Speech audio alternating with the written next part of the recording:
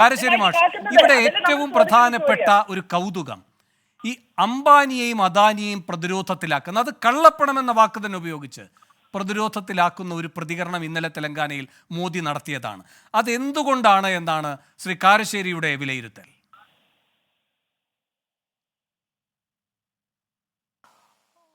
വേണു, ശ്രീ നരേന്ദ്രമോദി ഒരു രാഷ്ട്രീയ പാർട്ടിയുടെ നേതാവ് മാത്രമല്ല, നമ്മുടെ എല്ലാവരുടെയും പ്രധാനമന്ത്രിയാണ്. ആ പ്രധാനമന്ത്രി സ്ഥാനത്തിരുന്ന് പറയാൻ പറ്റാത്ത കാര്യങ്ങളാണ് അദ്ദേഹം പലപ്പോഴും പറയുന്നത്. അതിൽ നിർഭാഗ്യവശാൽ അസത്യങ്ങളും അർദ്ധസത്യങ്ങളും അതിശയോക്തികളും വളരെ അധികമുണ്ട്. അത് ഇന്ത്യക്കകത്തും പുറത്തും അദ്ദേഹത്തിൻ്റെ പ്രസംഗം ആളുകൾ ശ്രദ്ധിക്കും. അപ്പോൾ ഇലക്ഷൻ ആണെങ്കിലും അല്ലെങ്കിലൊക്കെ സാധാരണ ഏതെങ്കിലും രാഷ്ട്രീയ പ്രസംഗത്തിൽ ആരെങ്കിലും പറയും പോലെ ഒരു പ്രധാനമന്ത്രി സംസാരിക്കുക എന്ന് പറഞ്ഞാൽ ഒരു രാഷ്ട്രത്തിന് തന്നെ അവമാനമാണ്.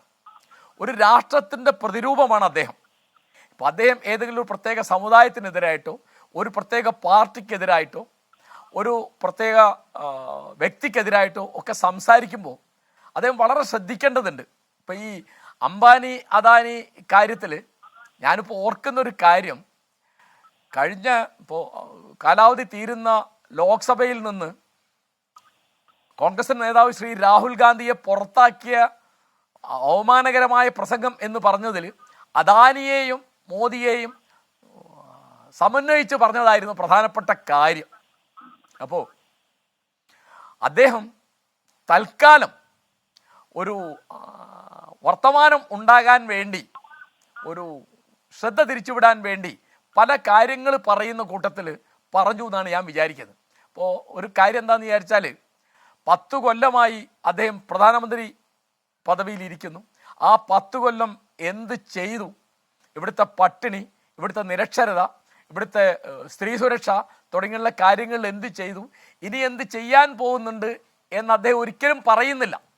അദ്ദേഹം പറയുന്നത് മൻമോഹൻ സിംഗിൻ്റെ പ്രസംഗത്തിൽ ഇല്ലാത്ത മുസ്ലിം പ്രീണനം ആരോപിക്കുക, പിന്നെ മുസ്ലിങ്ങളോട് വെറുപ്പുണ്ടാകുന്ന മട്ടിൽ സംസാരിക്കുക, പിന്നെ ഇപ്പോൾ പറഞ്ഞ മാതിരി ഈ രാഹുൽ ഗാന്ധിക്കെതിരായിട്ട് അദ്ദേഹത്തിന് ഇങ്ങനെ ഒരു പ്രത്യേക വിവരമുണ്ടെങ്കിൽ അതിന് പരിഹാരമുണ്ടാക്കാൻ ഉത്തരവാദപ്പെട്ട ആദ്യത്തെ ആളാണ് പ്രധാനമന്ത്രി. അത് എങ്ങനെ ഒരു പ്രസംഗത്തിൽ പറയല്ല വേണ്ടത്, അതിന് പരിഹാരം ഉണ്ടാക്കുകയാണ് വേണ്ടത്. അപ്പോൾ എല്ലാവർക്കും അറിയുന്ന മാതിരി ഇവിടുത്തെ സാമാന്യമായി നമ്മുടെ രാഷ്ട്രീയ പാർട്ടികളൊക്കെ മുതലാളിത്തത്തെ, കുത്തക മുതലാളിത്തെ, ഈ ചങ്ങാത്ത മുതലാളിത്തത്തെ, ഈ ക്രോഡി ക്യാപിറ്റലിസത്തെ ഒക്കെ തരാതരം പോലെ പുലുകുകയും വിമർശിക്കുകയും ചെയ്യുന്ന ഒരു ഏർപ്പാടാണ്. അതിലിപ്പോൾ തൽക്കാലം അദ്ദേഹം ഒരു ചുവട് മാറ്റി അല്ലെങ്കിൽ ഒന്ന് താളം മാറ്റി പറഞ്ഞു എന്നല്ലാതെ ഇതിൽ എന്തെങ്കിലും ഒരു കാര്യമുണ്ടെന്ന് ഞാൻ വിചാരിക്കുന്നില്ല. കേരളത്തിൽ വന്നപ്പോൾ കേരള മുഖ്യമന്ത്രിയെ സൂചിപ്പിച്ചിട്ട് സ്വർണം കടത്തിയതൊക്കെ ആരാന്ന് എല്ലാവർക്കും അറിയാം എന്നാണ് അദ്ദേഹം പറഞ്ഞത്. അദ്ദേഹം ഒരു പ്രധാനമന്ത്രിയാണെന്ന് ആലോചിക്കണം. ഒരു സംസ്ഥാനത്ത് വന്നിട്ട് അവിടുത്തെ മുഖ്യമന്ത്രിക്കെതിരായിട്ടാണ് സംസാരിക്കുന്നത്. എതിരായിട്ട് സംസാരിച്ചൂടെ? സംസാരിക്കാം, അത് അദ്ദേഹത്തിന് ബോധ്യമുണ്ടെങ്കിൽ. അപ്പം സത്യം പറയുക എന്നൊരു സംഗതി ഉണ്ടല്ലോ, അത് വളരെ പ്രധാനമാണ്. പിന്നെ ഇന്നത്തെ കാലത്ത് ഇപ്പോൾ വേണു, ഇപ്പോൾ നമ്മൾ സാധാരണ കേൾക്കുന്ന ഒരു വാക്കാണ് സത്യാനന്തര കാലം എന്ന്, പോസ്റ്റ് ട്രൂത്ത്. അതിപ്പോൾ 2016 അത് വളരെ പോപ്പുലറായത്. 2014 ഫിലോസഫർ ജോസഫ് ഹീത്ത് ആ ഒരു പ്രയോഗം നടത്തുന്നതാണ് എൻ്റെ ഓർമ്മ. പോസ്റ്റ് ട്രൂത്ത്, സത്യാനന്തര കാലം. അപ്പോൾ ട്രംപിൻ്റെ ഇലക്ഷനിൽ അത് വളരെ വ്യാപകമായി ഉപയോഗിച്ചു. അത് പിന്നെ പഴയ ഒരു ഏർപ്പാടാണ്. അത് 21-ാം നൂറ്റാണ്ടിലാണ് ഈ പ്രയോഗം വരുന്നത്. 20-ാം നൂറ്റാണ്ടിൽ അത് കണ്ടുപിടിക്കുന്ന പ്രധാനപ്പെട്ട ആൾ, എൻ്റെ ധാരണ ശരിയാണെങ്കിൽ, ഹിറ്റ്ലറാണ്.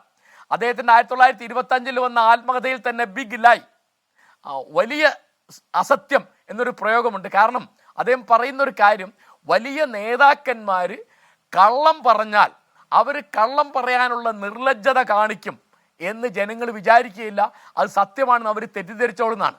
അദ്ദേഹത്തിൻ്റെ ഏറ്റവും അടുത്ത അനുയായി ജോസഫ് ഗീബൽസ് അതൊരു തത്വമാക്കിയിട്ട് പറഞ്ഞു, നിങ്ങൾ നിരന്തരം അസത്യം ആവർത്തിച്ചാൽ അത് സത്യമായിക്കോളും. ഇപ്പോൾ ഇലക്ഷനിൽ എന്തൊക്കെയാണ്, ഒരു ഉദാഹരണം പറയുമ്പോൾ ലവ് ജിഹാദ് എന്നുള്ള ഒരു സംഗതി, അത് അസത്യമാണെന്ന് അറിയാം, അത് നിരന്തരം ആവർത്തിക്കുമ്പോൾ അത് സത്യമാണ് എന്ന് തോന്നിക്കോളും.